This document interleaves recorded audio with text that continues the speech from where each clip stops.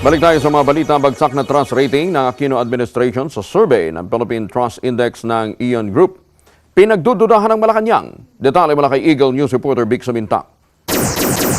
Itinuturing ng Malacanang na taliwas sa resulta ng kilalang survey firm na Social Weather Station o SWS at Pulse Asia ang resulta ng survey na isinagawa ng Philippine Trust Index ng Ion Group.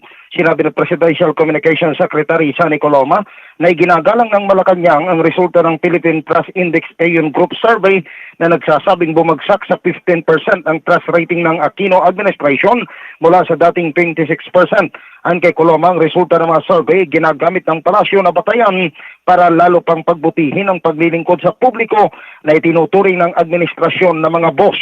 Inihayag ni Coloma kung bagsak ang trust rating ng Aquino Administration sa Philippine Trust Index Survey, tumaas naman ang approval at trust rating ng Pangulong Aquino sa Pulse Asia Survey kung saan naitala ang 49% na trust rating at 54% approval rating, samantalang sa Social Weather Station Survey naman ay naitala ang positive 47 points na satisfaction rating.